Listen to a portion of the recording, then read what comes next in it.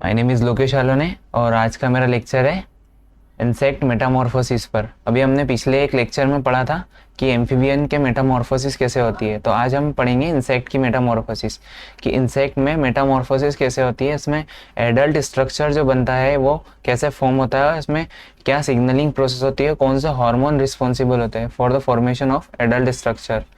तो चलो स्टार्ट करते हैं। Firstly, metamorphosis in the insect. A few insects such as Springatellis have no larval stage. कुछ insects में क्या होता है, larval stage present नहीं होती है, because क्या होता है इसमें एक जो स्ट्रक्चर बनता है, जो भी मतलब ऑर्गेनिज्म का, वही वो एडल्ट स्ट्रक्चर से एकदम सिमिलरली प्रेजेंट होता है, बट ये होता है कि स्मॉल साइज का होता है, एंड देन ये क्या होता है लार्ज स्टेज में पहुंच कर एक लार्जर एडल्ट का फॉर्मेशन करता है, बट ये सिमिलर बॉडी स्ट्रक्चर होती है, तो इसमें किसी प्रकार की मेटामॉर्फोसिस प्रोसेस नहीं होती है, ना ही कोई एपोप्टोसिस इंड्यूस होती है, ना ही कोई ग्रोथ प्रेजेंट होती है। तो ये इस टाइप के एनिमल्स अपने ऑर्गेनिजम्स होते हैं एंड अंडरगो डायरेक्ट डेवलपमेंट, और इसको क्या बोलते हैं डायरेक्ट डेवलपमेंट के डायरेक्ट डेवलपमेंट होता है इनकी बॉडी में, और इसी डेवलपमेंट को क्या बोलते हैं अमेटाबोलस इंसेक्ट्स, जिसमें डायरेक्ट डेवलपमेंट होता है। Immediately after they hatch these insects have a pronymph stage bearing the structure that enable it to the get out of the egg। अब एक सेकेंड स्टेज होती है, फर्स्टली स्टेप जो होती है हमारे पास अमेटाबोलस इंसेक्ट्स होता है, सेकेंड जो होता है हेमी मेटाबोलस हेमी मेटाबोलस। एक में पहले एक स्लाइड आपको बता देता हूँ।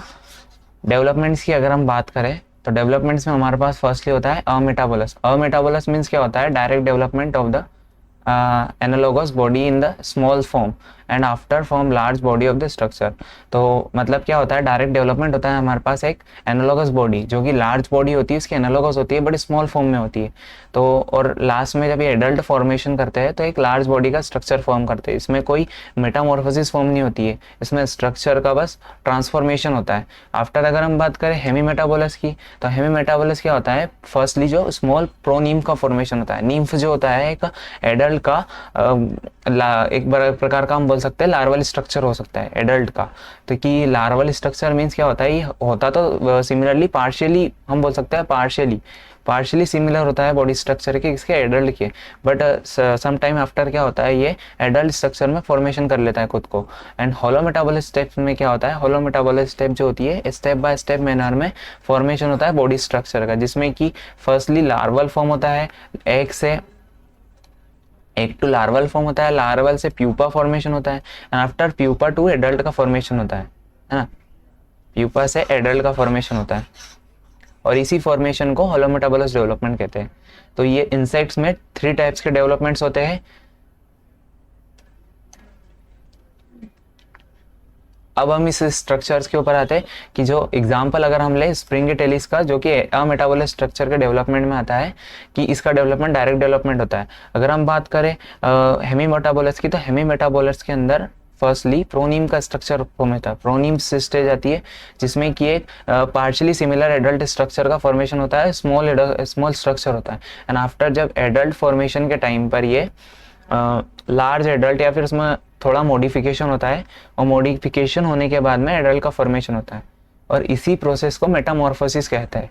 But after the transitory stage insect look like a small adult and grow large after the each molt but is and unchanged in the form of insects, notable grasshopper and bug। और इसको हम क्या बोलते हैं Hemy metabolous का अगर हम example देखें तो ग्रासहॉपर और बग्स होता है, जो कि फर्स्टली एक स्मॉल एडल्ट की तरह लुक लाइक स्मॉल एडल्ट की तरह होता है, और इसको हम क्या बोलते हैं इस स्टेज को प्रोनीम्स स्टेज बोलते हैं। और अगर हम देखें, अगर मैं एक जनरली टर्म में आपको अगर बताऊँ तो नॉर्मली क्या होता है, एक से लार्वा या फिर जो डायरेक्ट डेवलपमेंट वाले होते हैं एक से लार्वा, और लार्वा से अगर हम बोल सकते हैं प्यूपा टू एडल्ट, ये स्ट्रक्चर फॉर्मेशन के लिए इस स्टेज को जो बोलते हैं, इस स्टेज को जो एक से प्यूपा तक की स्टेज होती है, इसको हम बोलते हैं लार्वल मोल्ट। और ये लार्वल मोल्ट किसकी हेल्प से आती है, ये लार्वल मोल्ट जो होता है signalling process larval marginal cell. Larval marginal cell क्या करती है, ये लार्वल मोल्ट सिग्नल प्रोवाइड करती है for the formation of pupa तक। एंड आफ्टर प्यूपा से एडल्ट फॉर्मेशन के लिए एक मोल्ट होता है जिसको हम बोलते हैं इमेजिनल मोल्ट, इमेजिनल मोल्ट्स। और ये इमेजिनल मोल्ट किसकी हेल्प से होती है, इमेजिनल सेल्स, या फिर एडल्ट मोल्ट बोल सकते हैं इसको, है ना, एडल्ट मोल्ट। तो ये सारी सिग्नलिंग, जो भी सिग्नलिंग्स होती है इसमें, ये इनकी वजह से होती है। अब हम आगे सिग्नलिंग्स भी पढ़ेंगे। तो अगर हम देखें इनके स्ट्रक्चर के हिसाब से, तो मैंने एक एग्जांपल दिया था इसमें स्प्रिंग टेलिस, है ना, और इसमें बग्स का एग्जांपल दिया था। तो फर्स्टली अमेटाबोलिक स्टेटमेंट क्या होता है, डायरेक्ट डेवलपमेंट ऑफ द, इसमें एक प्रोनीम का फॉर्मेशन होता है।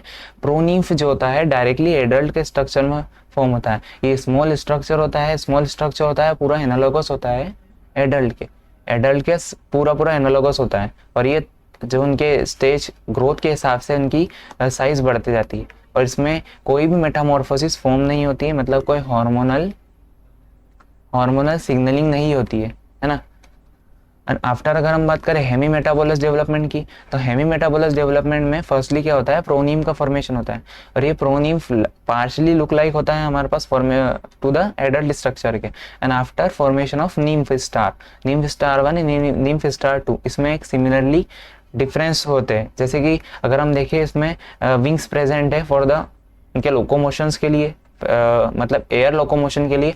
आफ्टर इनमें जो होता है विंग्स का स्ट्रक्चर बहुत स्मूथ होता है अगर हम प्रोनीम की बात करें तो इसमें एक प्रोनीम स्टेज होती है जो कि पार्शियली लुक लाइक होती है एडल्ट के। इसमें डायरेक्ट डेवलपमेंट नहीं होता है, तो इस डेवलपमेंट को क्या बोलते हैं, हेमी मेटाबोलस डेवलपमेंट, जो कि एक पार्शियली डेवलपमेंट होता है। अब हम बात करें होलो मेटाबोलस डेवलपमेंट की, तो होलो मेटाबोलस डेवलपमेंट में क्या होता है, सारी स्टेजेस प्रेजेंट होती है। जैसे कि हम बोले, एक से फर्स्टली हमारे पास लार्वा फॉर्म होता है, लार्वा से हमारे पास प्यूपा का फॉर्मेशन होता है, और इस प्रोसेस को हम क्या बोलते हैं, लार्वल मोल्ड्स की हेल्प से होता है। और ये सारी प्रोसेस जो होती है मेटामॉर्फोसिस कहलाती है। मेटामॉर्फोसिस मतलब मॉर्फोलॉजिकल पार्ट्स, मेटा मतलब होता है लार्ज एडल्ट का, metamorphosis formation, this are the called as the metamorphosis. अब हम बात करें प्यूपा से एडल्ट की, तो प्यूपा से एडल्ट के लिए एक वापस मोल्ड जो होता है इमेजिनल मोल्ड्स। अभी इमेजिनल मोल्ड्स क्या होते हैं, ये इमेजिनल मोल्ड्स एक ऐसे सिग्नलिंग प्रोसेस के थ्रू प्यूपा को एडल्ट स्ट्रक्चर में फॉर्मेशन के लिए रिस्पॉन्सिबल होते हैं। और ये सिमिलर होती है कुछ टाइप से, जैसे मैंने एम्फीबियन का डेवलपमेंट पढ़ाया था आपको, एम्फीबियन मेटामॉर्फोसिस, तो ये इसी टाइप से सिग्नलिंग प्रोसेस होती है। अगर हम बात करें डिस्क डेवलपमेंट की, तो डिस्क डेवलपमेंट में मैंने आपको ये चीज़ बताया था कि एक इमेजिनल सेल होती है जो कि प्यूपा से एडल्ट का फॉर्मेशन के लिए होता है, और एक लार्वल मोल्ट होता है। लार्वल मोल्ट जो होता है जुनेवली हार्मोन्स, और जुनेवली हार्मोन्स क्या होता है ये मैं आपको आगे बताऊंगा एक डायग्राम के थ्रू, कि जुनेवली हार्मोन जो होता है ये एक लार्वल स्टेज के डेवलपमेंट के लिए रिस्पॉन्सिबल होता है।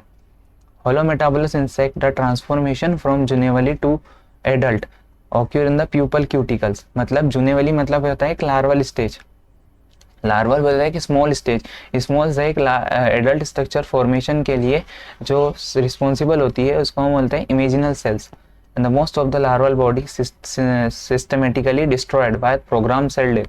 ये सारी प्रोसेस जो मैंने आपको एम्फीबियन के मेटामॉर्फोसिस में पढ़ाई थी कि एक रीस्पेसिफिकेशन होता है, रीस्पेसिफिकेशन के बाद में हमारे पास रीमॉडलिंग होती है, एपोप्टोसिस होता है। तो ये सारे जो ओल्ड स्ट्रक्चर है उनका डिस्ट्रॉय होना और एक न्यूली स्ट्रक्चर का फॉर्मेशन एंड आफ्टर केमिकल का रीस्पेसिफिकेशन होना, ये सारी प्रोसेस जो होती है मेटामॉर्फोसिस में होती है।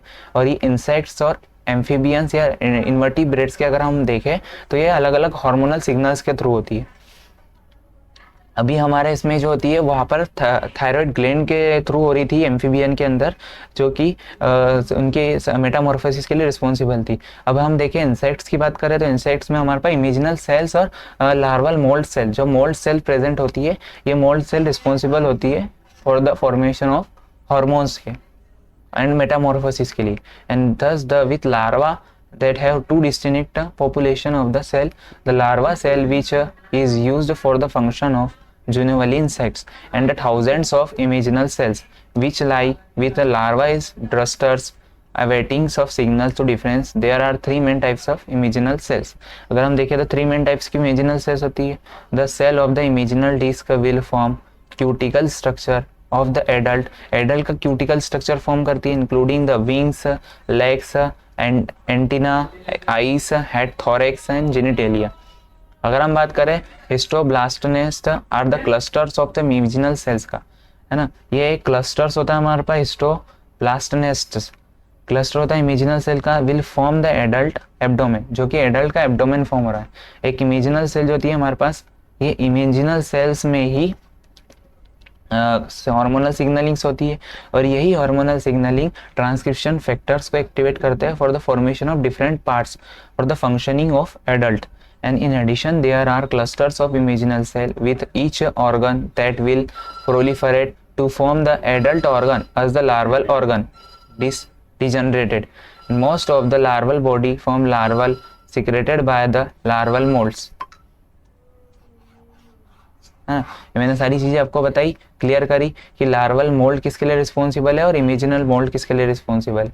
अब हम बात करें लार्वल मोल्ड की, तो इस स्टेज को हम क्या बोलते हैं, लार्वल मोल्ड्स। अभी इस स्टेज को हम बोलते हैं imaginal mould, imaginal moulds, imaginal moulds. तो ब्रेन के अंदर, इंसेक्ट्स के ब्रेन में जो एक कॉर्पोरा एलोटा होता है पार्ट्स, वो कि जुनेवली हार्मोन को हार्मोन के सिक्रेशन के लिए रिस्पॉन्सिबल होता है। जुनेवली हार्मोन जो होता है ये लार्वल फॉर्म को स्टेबलाइज करने के लिए रिस्पॉन्सिबल होता है। लार्वल फॉर्म को एक स्टेबलाइज मैनर्स में, या फिर हम बोल सकते हैं कि उसकी एक्टिविटी के लिए, फंक्शंस के लिए, उनके अंदर जो लार्वल की स्टेबिलिटी को मेंटेन करने के लिए जो एंजाइम्स, प्रोटीन्स, उनकी स्टेबिलिटी को एक्टिवेशन के लिए जुनेवली हार्मोन रिस्पॉन्सिबल होता है। जुनेवली हार्मोन जो होता है जुनेवली हार्मोन रिसेप्टर से आकर बाइंड करता है।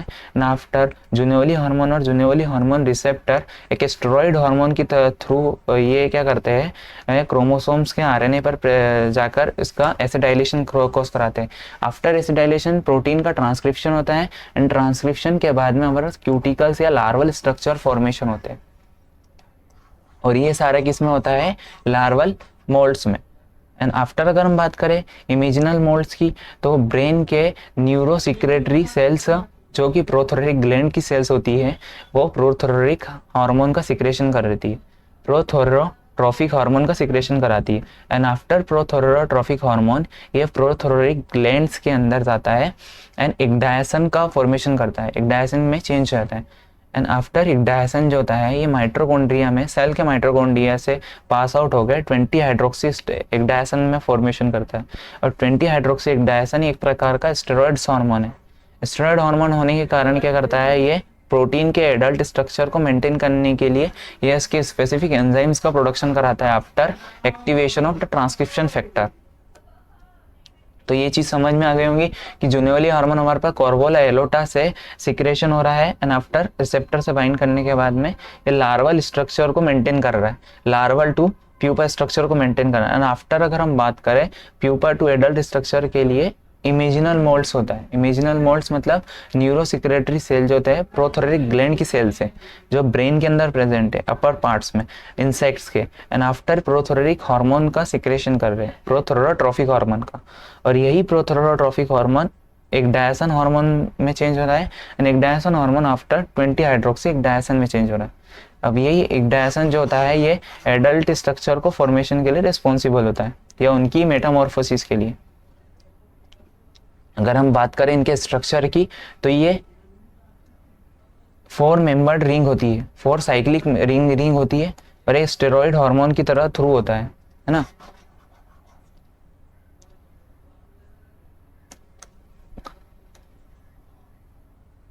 ये मैंने सारी जो भी चीजें आपको डायग्राम्स में समझाई ये सारी थ्योरेटिकल है। Steroid hormone 20 hydroxy steroid and they are lipid juvenile hormone, ये 2 हार्मोन जो होता है रिस्पॉन्सिबल होते हैं फॉर लार्वल एंड एडल्ट की स्ट्रक्चर को फॉर्मेशन के लिए, उनकी स्टेबिलिटी को मेंटेन रखने के लिए, या उनकी मेटामॉर्फोसिस के लिए।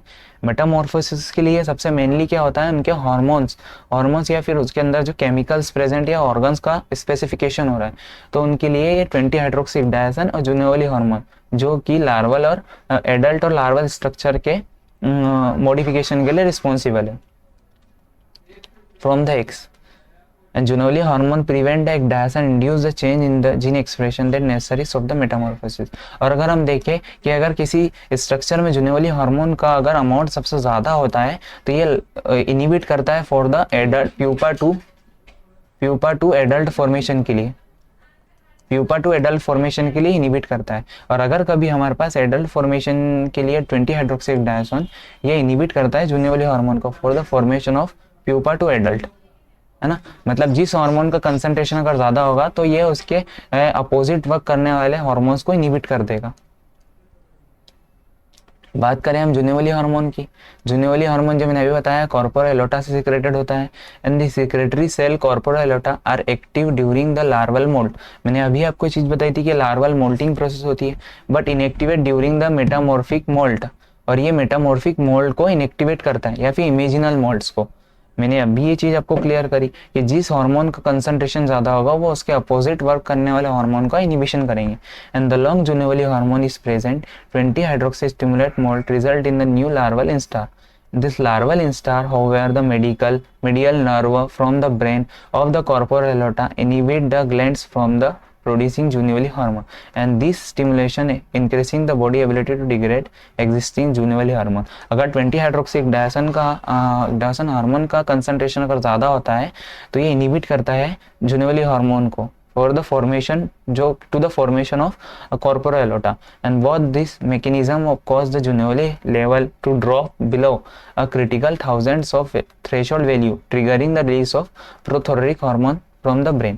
और जैसे ही हमारे पास जुनोली हार्मोन कम होता है तो ये ट्रिगर करता है for the formation of prothoracicotropic hormone के, और यही the term stimulate prothoracicotropic gland to secrete a small amount of ecdysone. और ये प्रोथोरोटिक ग्लैंड से एक्डायसन हार्मोन का सिक्रेशन करवाता है, ये उसके लिए एक सिग्नलिंग प्रोसेस की तरह वर्क करता है। जैसे ही हमारे पास हाइपोथैलेमस और पिट्यूटरी ग्लैंड में सिग्नलिंग होती है उसी टाइप से इंसेक्ट्स के ब्रेन में ये प्रोथोरोट्रोपिक ग्लैंड्स की थ्रू सिग्नलिंग्स होती है। The result of plus 20 hydroxy ecdysone in the absence of high level of juvenile commitments. मैंने अभी चीज आपको क्लियर करी कि जुनोली हार्मोन का अगर कंसंट्रेशन ज़्यादा है तो ये डायसन को इनिबिट करता है और ये लार्वल टू प्यूपल मोल्ड को फॉर्मेशन के लिए इनिबिशन करवाता है ना। लार्वल मोल्ड को एक स्टेबलाइज मैनर में स्टेबलाइज करके रखता है। दिस मोल्टिंग प्रोसेस अगर हम बात करें इमेजिनल मोल्ड की तो प्रोथोरोट्रोपिक हार्मोन रिस्पॉन्सिबल होता है फॉर द इमेजिनल मोल्ड के लिए, या फिर हम बोल सकते हैं न्यूरल हार्मोन और इन्वायरमेंटल सिग्नलिंग के लिए। Prothoracicotropic hormone is the peptide hormone, ये हमारे पास पेप्टाइड्स हार्मोन है। और अगर हम बात करें एक अपने इसकी जुनोली हार्मोन थी स्टेरॉइड हार्मोन है। The molecular weight of the approximate 40,000 and they stimulate the production of the ecdyson by prothoracic gland। ये मैंने आपको डायग्राम से पूरा क्लियर करा है और यही थियोरेटिकल इसमें भी। और कौन से पाथवे? आरटीके पाथवे के through receptor tyrosine kinase, receptor tyrosine kinase के थ्रू जो होता है ये प्रोथोरोट्रोपिक जो प्रोथोरोटिक ग्लैंड से ecdyson का फॉर्मेशन कराता है। And ecdyson is modified in the peripheral tissue to become the active moulting hormone 20 hydroxy ecdysone में। ये 20 हाइड्रोक्सी डायसोन में चेंज जाता है and this moult initiate at more plus of the 20 hydroxy ecdysone. For the larval moult first plus produce the small rise in the 20 hydroxy diazone concentration in the larval hemolymph blood, erect a change in the cellular commitment in the epidermis। A second larval plus to the 20 hydroxy diazone initiate differentiating events associate with the moulting. मैंने मतलब 20 hydroxy डायसोन जो है ये epidermal layer को या फिर chemical changes के लिए रिस्पॉन्सिबल होता है for the formation of adult body. Adult body की मेटामॉर्फोसिस के लिए 20 हाइड्रोक्सी डायसोन जो कि एक प्रकार का स्टेरॉइड अपने पेप्टाइड हार्मोन है, पेप्टाइड हार्मोन ये रिस्पॉन्सिबल होता है एडल्ट के स्ट्रक्चर का स्पेसिफिकेशन करने के लिए, मेटामॉर्फोसिस करने के लिए। And this epidermal cell to synthesise enzyme, और ये ऐसे एंजाइम्स का सिंथेसाइज करते हैं जो कि ओल्ड क्यूटिकल या ओल्ड स्ट्रक्चर को डाइजेशन में हेल्प करते हैं। अगर मैं बात करूं कि जैसे मैंने एम्फीबियन के मेटामॉर्फोसिस में आपको बताया था कि 20 जैसे रेटिनोइक एसिड थायराइड हार्मोन जो था T3 ट्राइडोथायरोन, ये किसके ऊपर बाइंड कर रहा था? T3 रिसेप्टर के ऊपर। पर ये अगर अलोन बाइंड करता था तो ये इनहिबिटरी इफेक्ट शो करता था, बिकॉज क्योंकि थायराइड हार्मोन रिसेप्टर जो होता है ये को ट्रांसपोर्टर को एक्टिवेटर प्रोटीन की हेल्प लेता है, जिसको हम बोलते हैं रेटिनोइक एसिड रिसेप्टर। इसकी हेल्प से ये प्रोसेस की सिग्नलिंग को एक्टिवेटेड करा रहा था। तो वैसे ही सेम इंसेक्ट्स में भी प्रेजेंट होता है। इंसेक्ट्स में जो होता है अपस्ट्रीम एलिमेंट जो होता है अपस्ट्रीम एलिमेंट एक प्रेजेंट होता है, यूएसपी अल्ट्रा स्फेरिकल प्रोटीन, जो कि अल्ट्रा स्फेरिकल प्रोटीन जो कि इग्डायसन रिसेप्टर के साथ में बाइंड करता है और 20 हाइड्रोक्सी इग्डायसन प्रोटीन आकर बाइंड करके कॉम्प्लेक्स का फॉर्मेशन कराता है। आफ्टर कॉम्प्लेक्स जो होता है ब्रोडेड कॉम्प्लेक्स या ट्रांसक्रिप्शन फैक्टर्स को एक्टिवेशन कराता है, और यही transcription factor reaper hid grim या रिपेयर हीड ग्रीम, ये क्या होता है, ये इंसेक्ट्स की बात करें अगर हम ड्रोसोफिला में, तो रिपेयर हिट ग्रीम जो होता है एपोप्टोसिस को इंड्यूस कराते हैं, एपोप्टोटिक जीन होते हैं रिपेयर हिट ग्रीम, है ना। और DIAP2 जो जीन जो होता है ये इनिबिटरी जीन होता है, ये प्रो एपोप्टोटिक, ये एंटी एपोप्टोटिक जीन होता है, एपोप्टोटिक जीन होता है। अब एपोप्टोसिस क्यों रिस्पॉन्सिबल होती है, क्योंकि ये ओल्ड पार्ट के डिग्रेडेशन के लिए रिस्पॉन्सिबल होती है। ओल्ड पार्ट कौन से, जो लार्वल फॉर्म को के फंक्शनिंग के लिए रिस्पॉन्सिबल है। अभी यहाँ पर मेटामॉर्फोसिस करके एडल्ट का फॉर्मेशन कर रहे हैं, तो एडल्ट का फॉर्मेशन करने के लिए जो ओल्ड स्ट्रक्चर है उसके डिग्रेडेशन के लिए 20 हाइड्रोक्सी डायसन ब्रोडेड कॉम्प्लेक्स स्ट्रक्चर जो कि रिपेयर हिट ग्रीम के प्रोटीन को एक्टिवेशन के लिए रिस्पॉन्सिबल होता है, और यही लार्वल बॉडी के डिग्रेडेशन